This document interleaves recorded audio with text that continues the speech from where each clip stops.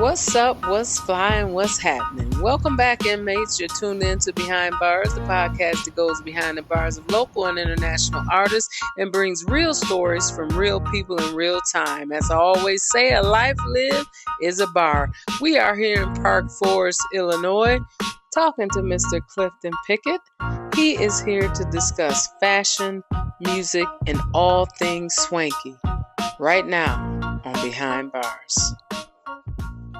Clifton Pickett, son of a Jehovah's Witness turned artist, DJ extraordinaire, and the creative mind behind the Swanky brand. You may remember him from his booth at the Navy Pier, but he has relocated and opened a storefront here in Park Forest, Illinois. He's doing extraordinary things, because why be basic when you can be swanky? Right. Give it up for Mr. Clifton Pickett. Thank you. I appreciate that. Welcome. I'm so glad to have you here. Thank you. I was really, when I came to the Navy Pier, I really knew immediately that you were somebody that I wanted on the podcast. So I'm glad that you're here. Thank and you. So before we get going, I want you to shout your people out, because I don't want them to be mad at you. Okay. And I've got Blake. You ain't got no people. No. You know, my grandpa used to say, you ain't got no people. Right. I just got totally Blake. I can't even recall. Ouch. Okay, well, I'll do this here. Shouts out to Navy Pier for giving me the opportunity to be successful in my business and learning the knowledge of being a successful person. A special shouts out to Sunshine business course that I took through Navy Pier, and to all my people that support me at Navy Pier, my friends and family that I actually began to know and love at Navy Pier. For sure. Shout out to them. Mm-hmm. So we just gonna jump right into it. We getting right to it because there's a lot to know about Mr. Pickett. So I mentioned that you were the son of a Jehovah's Witness. Mm-hmm. And there's recently been a lot of reports just on the Jehovah's Witness lifestyle, things that go on that people don't know about. Can you tell us what your experience was with Jehovah's Witness as a kid? Okay, well, my mom was a witness, grandparents as well. And what happened was we grew up in the religion, and we had to get to a certain age where we choose to either be a part of the religion or not be a part of their religion. So as I got around 13, 14, I started seeing things of the world. Kids I was playing with, they were doing other things that I want to indulge in that. And I was so scared of the religion by the truth that I either had a decision to make, either be a part of the religion or not be a part of the religion. So around 13, 14, that's when me and my brother decided not to be a part of the religion. And I guess be the kids of the world, even though it wasn't bad, but it was still something that my mom really wanted us to actually be a witness compared to being kids of the world. Right. And so for you, it wasn't necessarily something nefarious or earth-shattering that made you not want to be in it. You just wanted to experience the world. Yeah, because we wasn't celebrating holidays. Some of the kids that we did know from the neighborhood was celebrating holidays. They were just doing different little detailed things that we couldn't do. So I guess we was attracted to those type of things. Gotcha. Mm-hmm. So do you now celebrate holidays or? No, I don't, because even not just because of that, but that had a major part of it growing up, because the years as I got older, I realized like holidays, they're like, not saying they're man-made, but they seem like they are.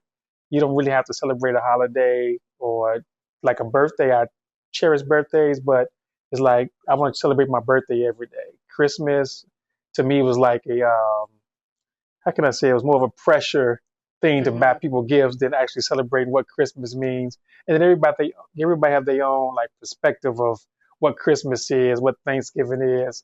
So it's a lot of confusion. And to me, it was like, well, just another day. Right. Yeah. Right. I do. I agree that it's definitely so commercialized. Yeah. That you can get lost in, the real meaning behind it all. So you said you do celebrate your birthday though. I celebrate my birthday. Yeah. When is the big day? That's October 20th, and I should be having something real soon since I'm at a new spot. Oh, you having something big, a shindig? Yeah, the reason being because I was at Navy Pier for the 3 years, and I really never celebrated my birthday. I actually missed my 50th birthday, which is supposed to be the big Well, thing. why the air quotes though? Why we air quoting our 50th?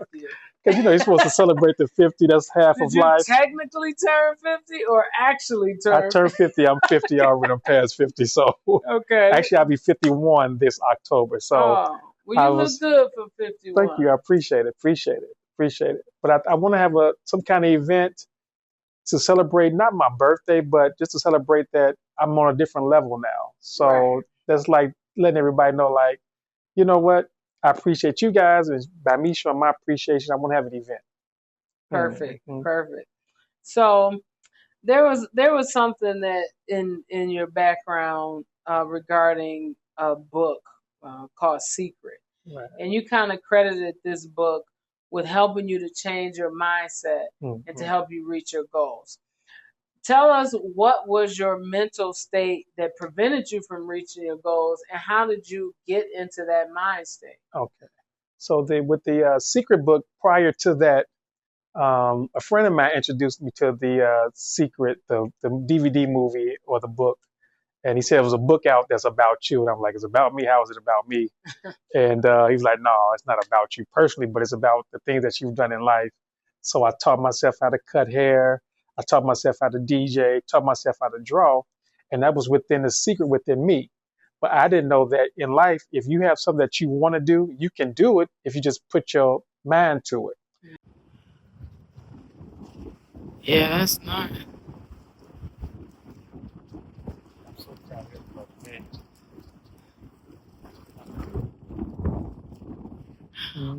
So these is mostly all black businesses. Black business, yeah. The barbershop this year, the barbecue, the what's the name? We just passed the cafe, the donuts and coffees and stuff. That's black owned.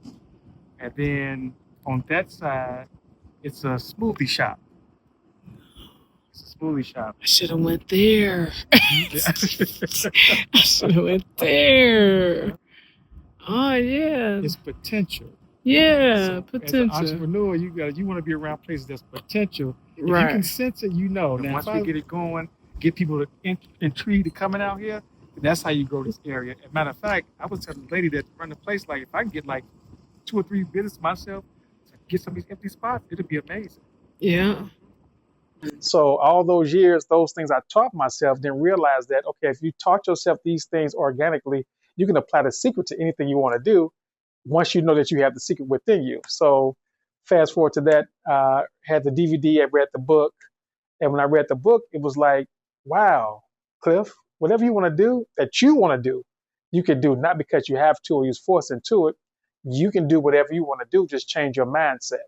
So I was programmed just to work, retire at 65, get a Cadillac, some kind of car, the old man thing, get some pay for the keys and stuff, Cadillac ride. And it was like, nah, Cliff, I don't want to work those many years just to have that, because you never know how you might get sick or anything. Right. And then I was working so many years for other people.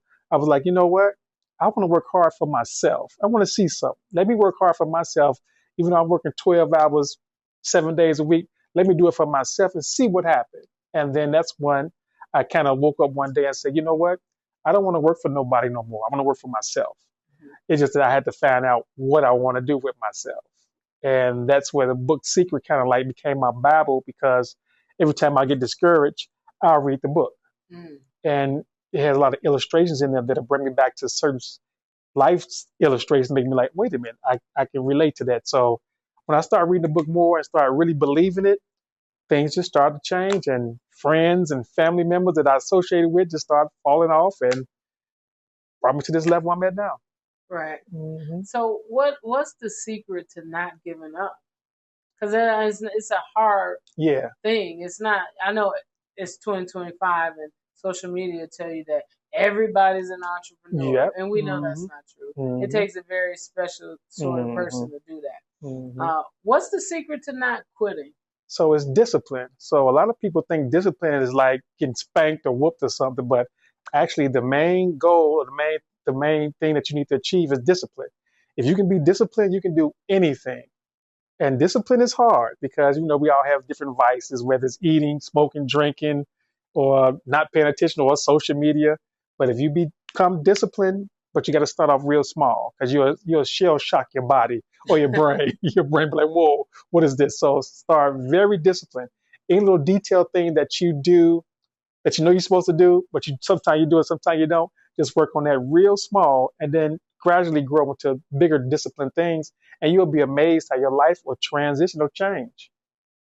That's good because I'm a huge Kobe Bryant fan, Okay. and he says something. I tell this to my son all the time. He says the contract was signed when I said I Mm-hmm. was going to do it, Mm-hmm. and I'm not negotiating with myself. Mm-hmm. So he basically saying when I said this was something I want to do, that was the contract, and I'm not renegotiating the contract. Right. So I have to do it, and whatever it takes every day to get to Mm-hmm. that, I'm Mm-hmm. willing to do it. So, Mm-hmm. so as a father, then, what did you do to make sure that your kids didn't?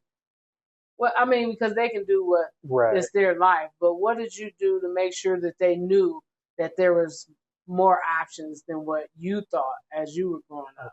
So I make sure I didn't program them like me. I always kept everything open. So I introduced them to all different type of things. Whether so we're from the hood, so to speak.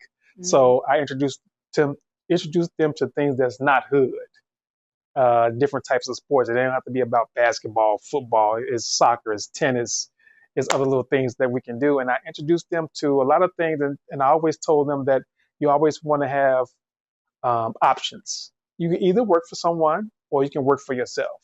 So I showed them with examples of how your father can work crazy hours and then he'll come home, change clothes, and then he'll go DJ a party for crazy hours for little money. Or I'll work all these hours and then go do a pop-up event. Or I'll stay up all night heat pressing and making my t-shirts and stuff. And I show my sons like whatever you want to do, you can do it. And you always want to have options because if you work and that doesn't work out, you always want to have something on the side to help you when you want to work or do what you got to do. So I made sure they had options. That's good. That's good. So, you talk about DJing. You talking about making T-shirts, Hmm. all like that. How exactly did you even? You say you taught yourself how to DJ, but like, Right. what drew you to music? Because this is a music podcast. So, Right. what drew you to music? Like, what was the thing that said, "I want to be a part of this"? Something. Oh, look at that. That good light shining on you too. Look at me. No, but you said it's a whole story about DJing. Yeah, so DJing came to me not forced, but just organically. So back in the days, me and my brother used to go in the closet and listen to WHBK. So WHBK was after KKC, and they play all hip hop music. So we was introduced to Ultramagnetic MCs, Public Enemy, Run DMC, BDP, KRS One, Eric B. Rakim, all these MCs, all this rap music, and we would listen to HBK to like 12 o'clock at night, and we used to record on cassette tapes. So by that was introducing us, not just to Chicago artists, it was introducing us to different peoples all over the world, hip hop.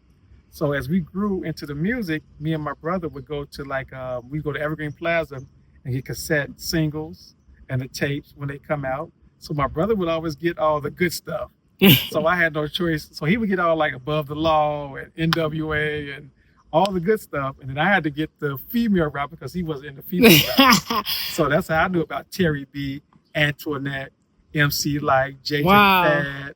And the list goes on to all female rappers that a lot of people don't even know about.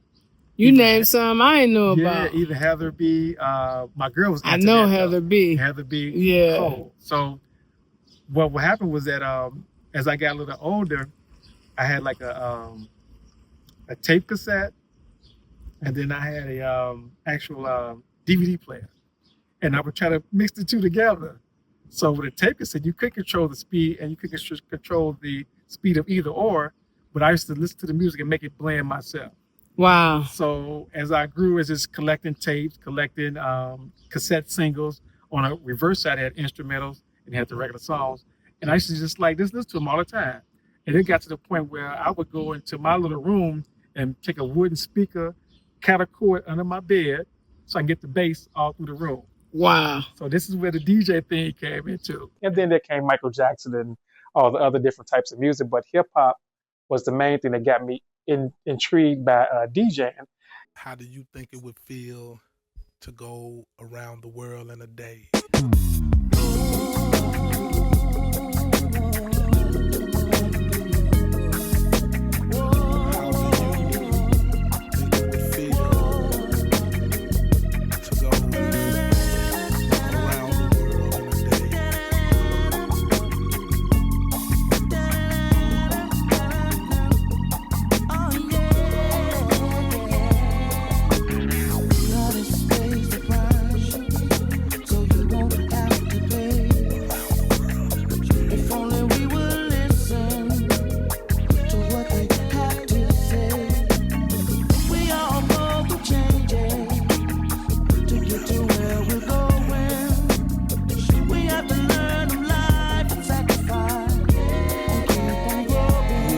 Life is for learning. Remember this and learn from life. Think about the players in the past who died and sacrificed.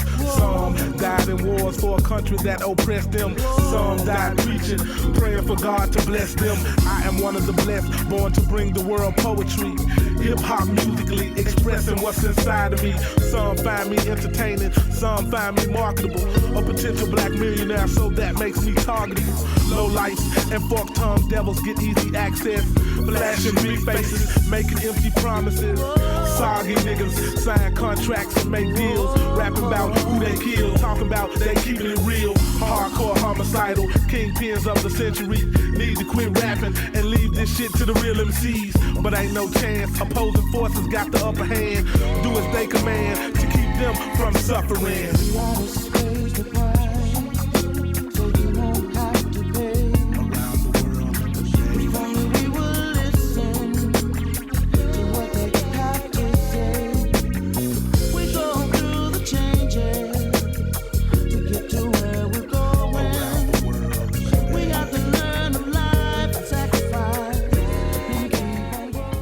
Speaking of DJing and whatnot, the song that we kind of tying into this is a song by 8 Ball, the Fat Mac as he calls himself. Right.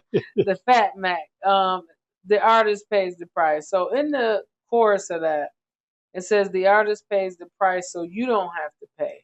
If only we would listen to what they have to say. We all go through changes to get to where we're going. We have to learn a life of sacrifice to keep on growing. I think this song was 8 Ball was an amazing storyteller to me, and just really knew how to get his point across. Two-part question: what price do we pay as creative minds, as artists, as the ones who take a leap into these different spaces? What is the price? What is the cost of that? Yeah, so the cost of that is sacrifice. You sacrifice your time, of course, your loved ones. Sometimes you're not available for the kids. Sometimes I wasn't available for my sons. I wasn't available for my mom. She was sick. I had a choice, a decision to make, and my choices was to, for this time, put myself first in order to get to the next level as a business person. So sacrifice was a major, major role into you get to the next level. So sacrifice. Do you think, because you talk about other people, I heard Erica Badu say they were talking about her idea she had that Beyonce had used or whatever, kind of was inspired by her. Mm-hmm. She said, you kind of, it makes you a little agitated, but then you got to remember, once you put your art out, right, it no longer belongs to you. That's true. So, do you sacrifice a part of yourself when doing art, whether it's music, because you did music as well, right? Yeah, I did. Yeah. Whether it's music, whether it's creatively, with your clothing. Do you leave a part of yourself out there when you do this? You do, but I've learned that creativity is my genius. So Mm-hmm. it's always going to be something for me to create. I actually got another clothing brand in my brain now as we speak. So it's like Swanky do his thing. I got another brand already. So I actually, funny you said that. Everybody don't know that I dabble with the art, being an artist, rap, even though I'm not a rapper. Go ahead, spit some bars. This is behind bars. Let's do it. Not at all. Let's do it. Hey DJ, we gotta meet. No.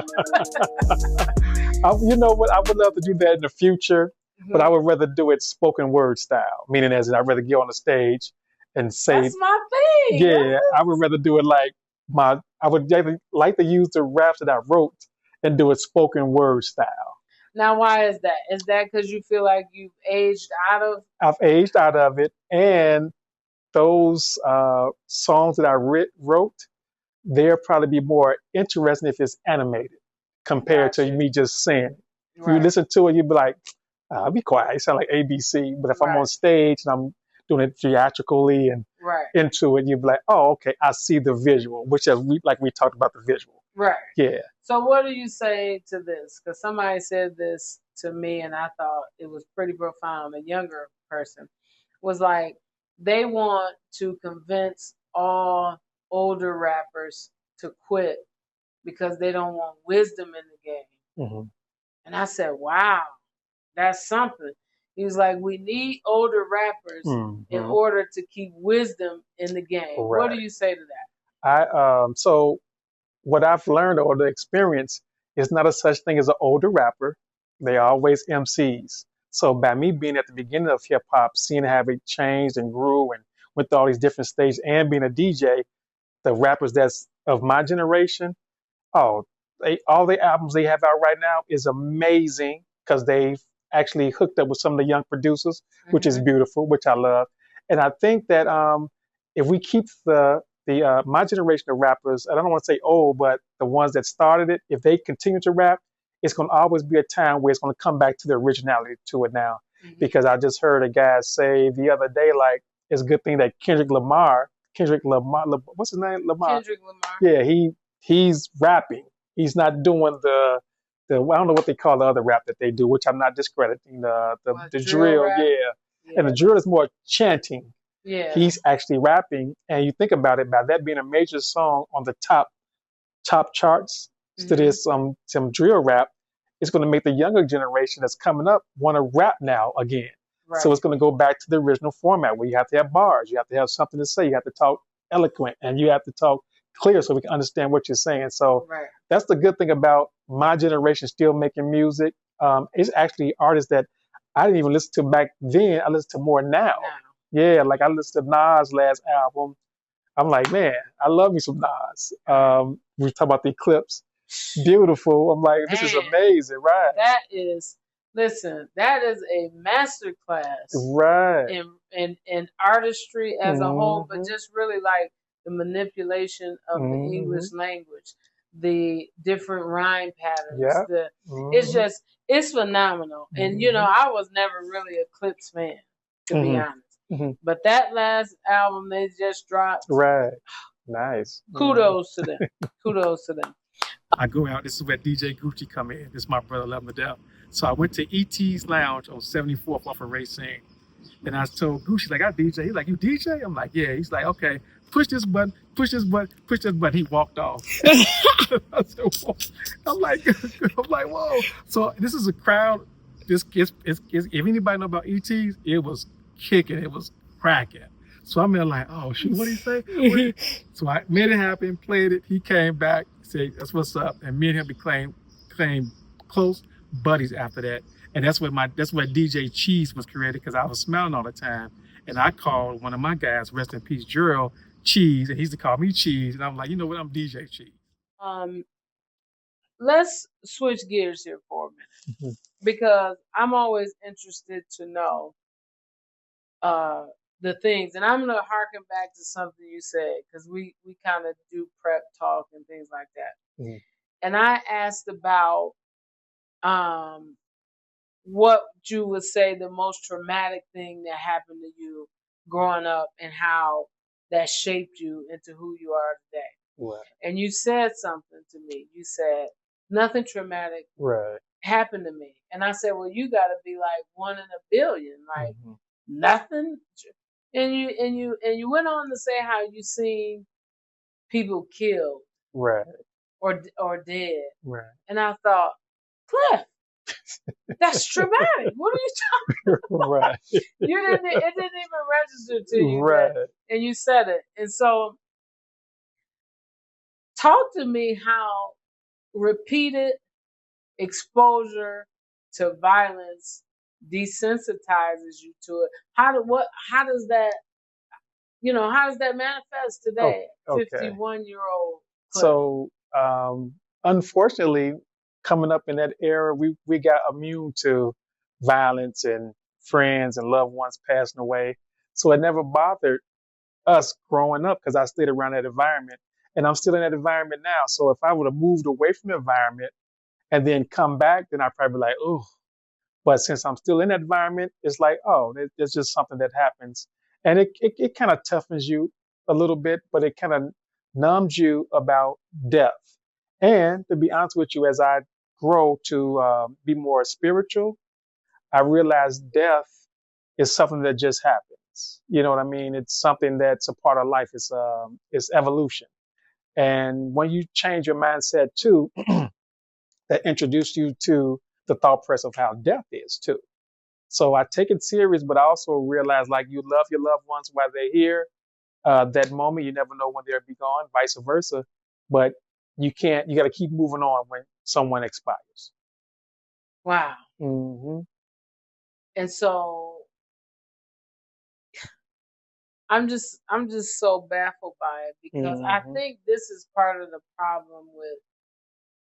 It's a problem and it's a good thing with Black people because we just learn how to move on. Right. Just move through it. Just get through it. But I don't know that we're processing all of this trauma and all of this because that's trauma, Cliff. Right. And I don't know that we got past it, but we didn't deal with it. Right. You know what I mean? Right. And just getting past it is not always enough. That's true. Which is, I believe, like I said, I think we don't need reparation. We need therapy. Like every Black person, not every Black person, but majority Black people, we need therapy. Don't give us. We need both? A little money ain't gonna hurt, but I mean, but I think majority is therapy. We do need therapy. If we change our thought process and our mindset, things will be a little bit better. I know some people don't want to hear that, but the truth do hurt. No, I agree. Mm-hmm. Yeah. That's the truth. Yeah. But I think too that everybody's gotten reparations, so I don't understand why we would stop at Black people. It's right. my only thing. Like slave owners got reparations, Native Americans got reparations, right. Jewish Americans got like everybody got reparations. So, like, I'm just saying, let's just keep it going. But that's the topic for another day. Right. When we a lot of times when we talk about death, it is death is a part of life. You know, there's a saying, we in the land of the living. My grandfather always say, no, we in the land of the dying. In the song by 8 Ball, he said, think about the players in the past who died in sacrifice. Some died in wars for a country that oppressed them. Some died preaching, praying for God to bless them.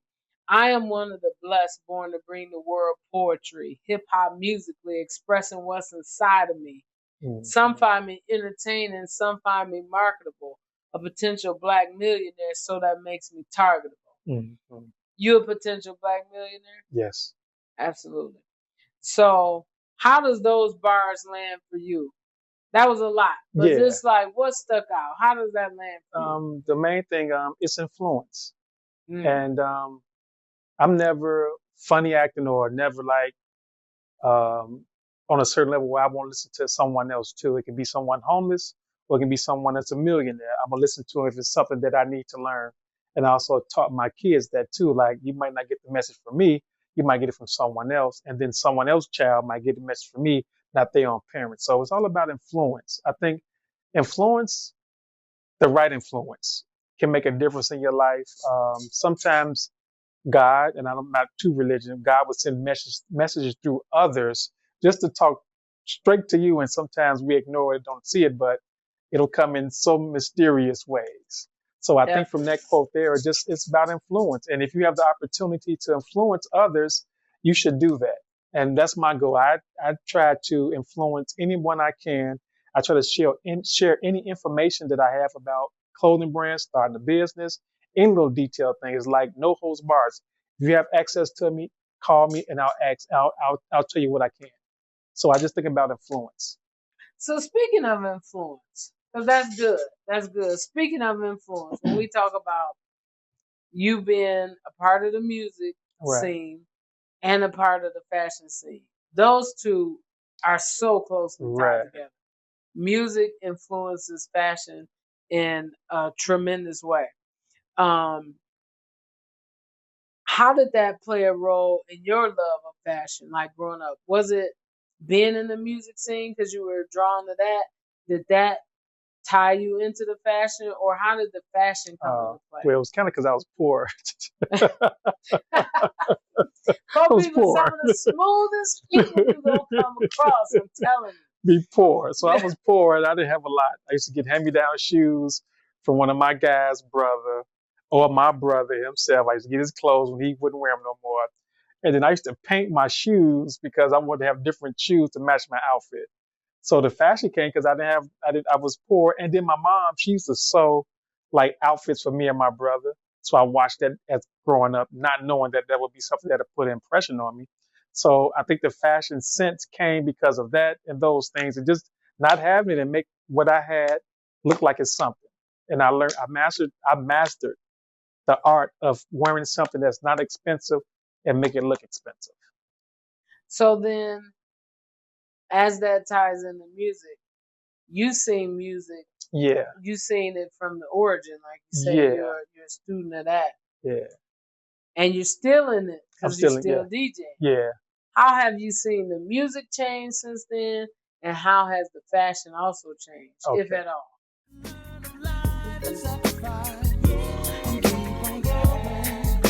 The industry full of broke niggas trying to make a comeback, rapping about that bullshit over them weak ass tracks. Judging me when around the globe ain't nothing the same. Think how the world would be if none of this had ever changed. Ain't like it used to be when hip hop belonged to you and me.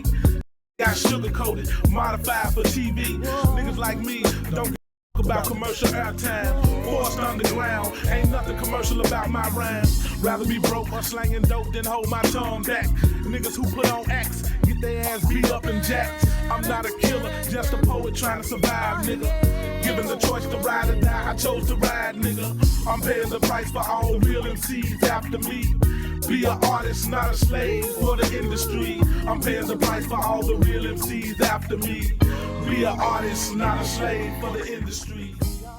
Okay, so the music have changed. We know the music have changed dramatically, but I think it's coming back to the essence. But you know what's crazy about watching the beginning to now? The fashion don't do nothing but going to 360.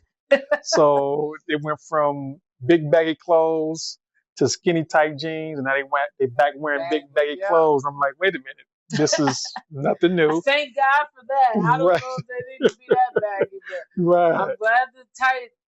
Yeah, and as we keep going, the tight stuff might come back. It's gonna come back. It's gonna come back. So for me, it's like hip hop and fashion. Yeah, they do go hand in hand. I just think it's gonna do a 360 with the clothing and stuff. And it influenced me because I like a variety of different rap artists. So we're going to start with this character right here. So this character here is where it all started 30 years ago. So they call me DJ Cheese because I smile all the time. And this character is called the Cheesy Rat. So since this is behind bars. There you go. I like that shout out. Anybody know what Cheesy Rat is? If you're a true hip hop fan, that comes from the song LL Cool J, Cheesy Rat. And the song actually represents me. It's about the struggle to success. And if you look up LL Cool J song, Cheesy Rat, you'll know what I'm saying. And anybody know I'm an advocate of LL Cool J. He's my man. Okay. I love some LL. So he love you some LL. So this character here is a Cheesy Rat character that I used to put on flyers when I do a party. So if you notice, it has a swirl dot and funny eyes. And if you look at this character, it's goofy. Yeah. But it represents me. So when I started, wait a minute, you goofy? I'm very goofy. I call myself silly serious or serious silly. Serious silly. Right. So anybody know me personally, I'm very goofy. So this swirl dot is where I took the swirl dot and put this on this hoodie here. And that swirl dot right there and the Swanky signature is the second hoodie I made. And I want to make something simple but powerful. So when people see it, they'll be like, well, what is that? And you'll be like, it's Swanky and what it represents. So I went from the cheesy red face to the swirl dot, and then the signature itself is something I drew myself. From coming from now until then, I love the conscientious rap. I love the comical rap. I love the gangster rap. I love all different the female rap. I love Why all you those. pointing at me when you say gangster rap? Like, what are we doing here? Yeah, that gangster persona, like No gangster. A sweet gangster, a sweet gangster.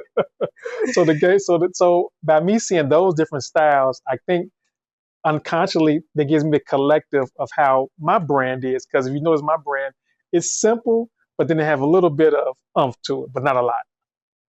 It got some for sure. So something you said kind of brings me to the song. He said, think how the world would be if none of this had ever changed. Ain't like it used to be when hip hop belonged to you and me. It got sugar coated, modified for TV. Now, when he say hip hop belonged to you and me, and it got sugar coated, I think, now this song is older. I think late 90s, somewhere around there. I actually think it's past sugar coated and now it's more like exploitive. Yeah. And it doesn't belong to us. Right. It's being controlled by people outside of the culture that very much so has an agenda. That's true.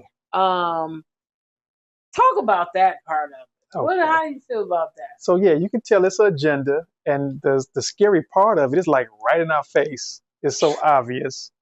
And the unfortunate thing about that is about us being programmed for so many years, we never took control of it. When he says owned by us, we should have been the one who was making that big money, get some kind of structure and being disciplined, of course, too, to have some kind of unity or some kind of union for hip hop and music.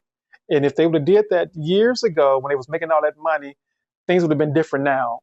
Drill music probably would have been out, but it would have been more policed. You can talk about kill, murder, so-and-so, but if you go kill and murder somebody for real, we're going to police you. Right. So that's what was missing with the different genres of music. But I think if we just had some structure back then, now to this day, things would have been a little bit different. That's interesting, too, because I think so many industries have unions. Writers, actors, but we don't needed a union for the music. Yeah, because they just raping folks now. I mean, I hate to use that word. Maybe I shouldn't use that word. Taking advantage. They're taking advantage of them for certain. And we're creative, so our creative mind is just so interested. And I say African Americans, from the babies to 50, 60-year-old, we still creative to this day. That's true. Yeah, we're very creative. And like I said, I think a lot of time creativity stems from lack. Yeah, a lack of, You know? And so that's why we are some of the most creative people in the world. Yeah. Tell me this. And this is, I don't know. Just give me a feedback on it. Okay. He says, and the artist pays the price. Life is for learning. Remember this and learn from life. Life is for learning. Remember this and learn from life. What have you learned from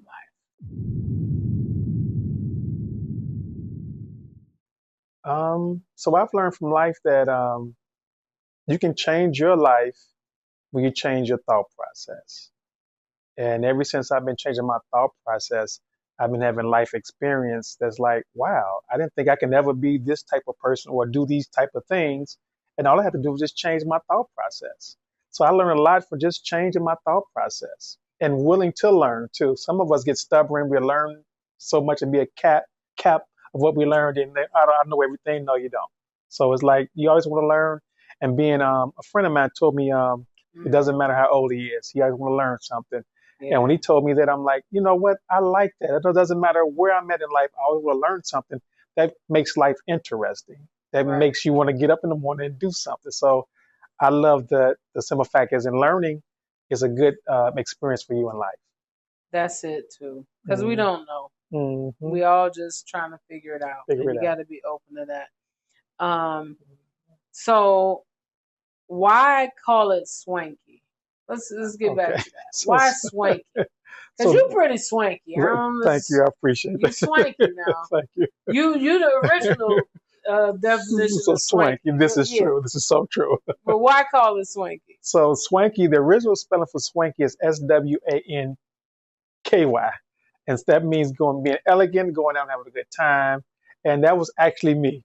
That was the guy that I'll go to a hood party and be dressed a certain type of way, but that was just my style. Or I go DJ somebody event in the basement, I'm still going to dress a certain type of way. So I was already swanky. So when I started the clothing brand, I said I want to be swanky still, but I want to change the spelling of it to being more positive, disciplined, having fun. So now when it's spelled SWANQEE, it means positivity, discipline, and having fun, which is those are the three things I incorporate into myself now. So I was the guy elegant, going out and having fun, but now I'm more positive and disciplined, having fun. So now I'm swanky, new spelling, new definition, new spelling, and I put it with my DJ logo because that was something that I had, to me, that was near and dear from when I was young, and that logo apparently meant something to me. For now, it became swanky. I love it. So what happened is that when you see the cheesy rat person, it's gonna all have something tied into it, because the signature should be, where is it? Our signature here. So if a family come in here and buy something, whether they like the swirl dot or the cheesy rat or like this, it's gonna all be together. I like that. Because they were saying like, well, when you start a clothing brand, you're supposed to have one logo. And I'm like, no, I have one family. Right. And it's different types of people. Usually the guys will buy this here, a little bit older. The youth will buy this here, and then the women will buy this one. But I wear all three. Yeah. It depends on your preference. So I want to design something that was all tied in together through my life history. And that's where the swanky word come from. So then kind of expound on positive fashion, because that's your thing, right? Positive fashion. Yeah. What does positive fashion really mean, though? So for me, positive fashion was something I want to create a genre of, because when you put on something that's swanky, you want to feel positive. You want to feel good. So when you see the swirl dot or the funny face or just the word swanky and stuff, you want to do something positive. Or if you want to do something negative, you're like, nah, I'm not going to do it today because I got on my swanky outfit. Right. So, a little too fly. So, right. So that was the whole thing. And then by it being simple, the logos being simple and the word being unique, it draws attention and conversation.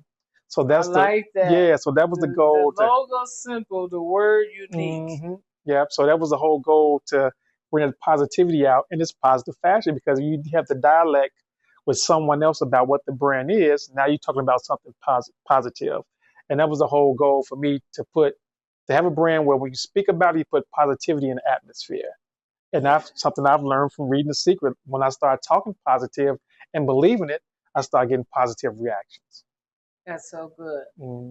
So is that why the brand is very vibrant? Yeah. I think you nailed it. Yeah. I think you nailed it. Because I want it to be a lifestyle. I wanted Swanky to be a lifestyle where you be like, even if you're someone that's trying to change your life, I want you to buy something swanky and be like, you know what?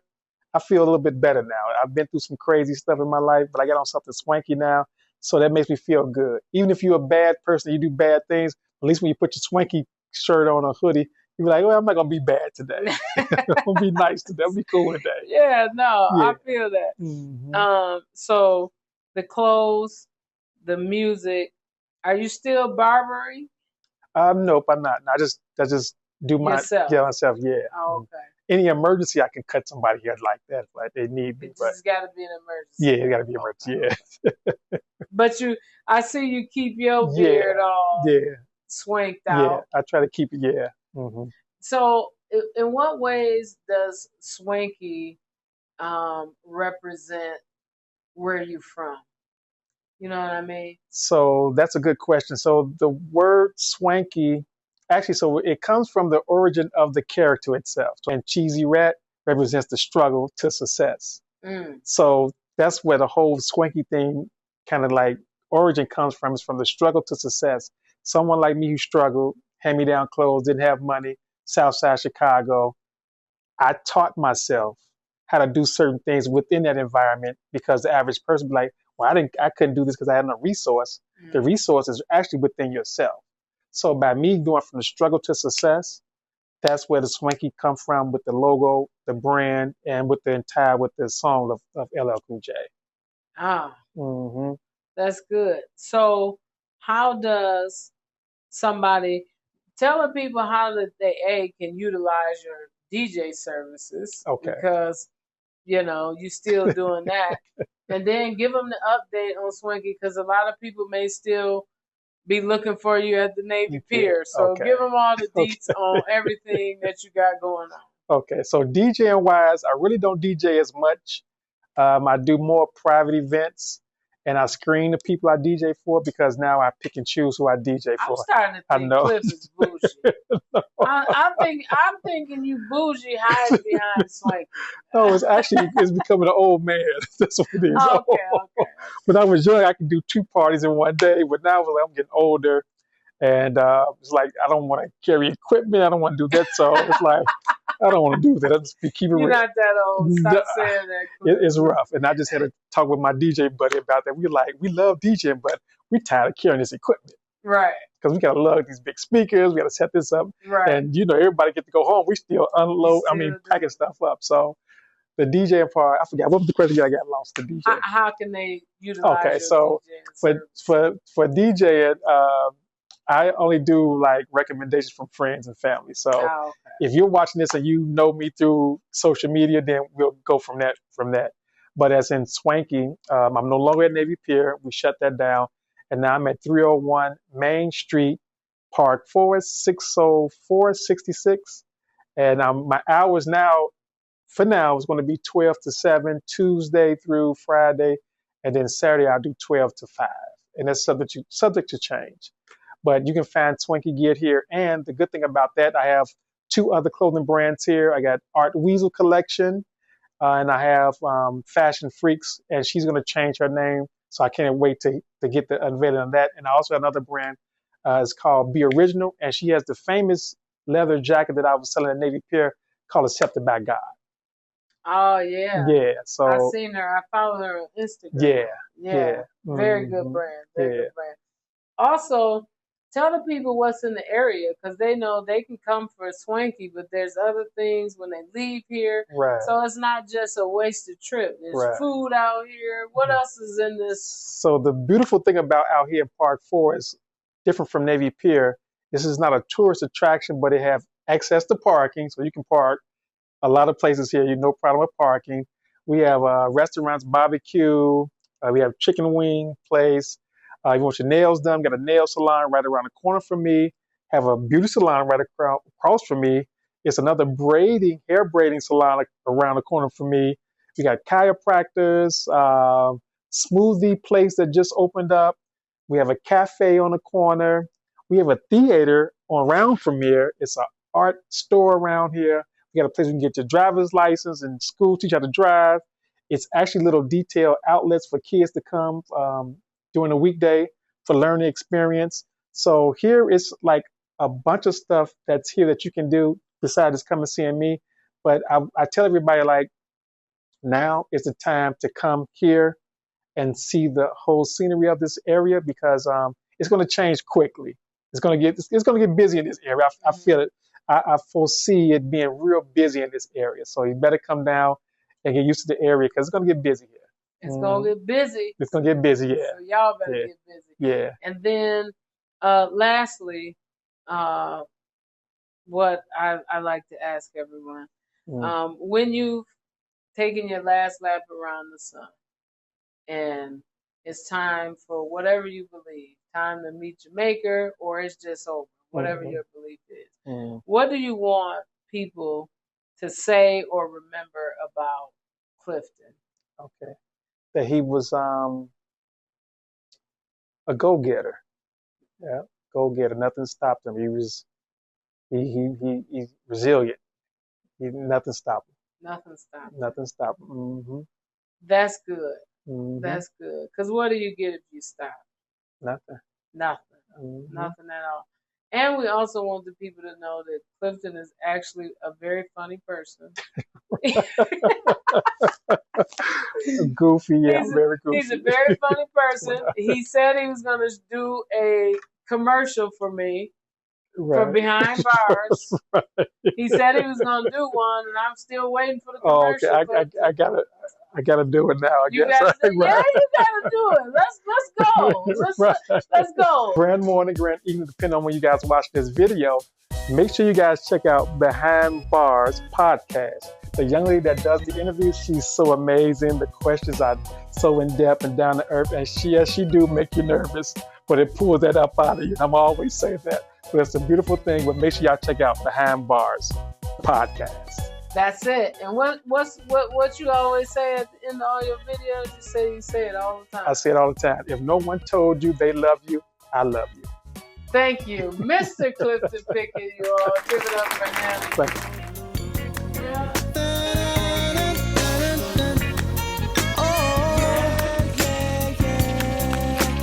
The artist pays the price, so you won't have to pay. If only we would listen to what they have to say. There are songs from wisdom. They say it's standing on business. I say it's standing on faith. You winning like I'm in the league, with God in first place. No, I can never be defeated, cause I keep the scriptures on replay. I keep breaking through in every season. I'm followed by goodness to celebrate. Stepping on X and ain't boot, I'm muscle, got favor, them blessings falling like water. Wake up to new grace, thank God that's my partner. I pass every test and then I go home.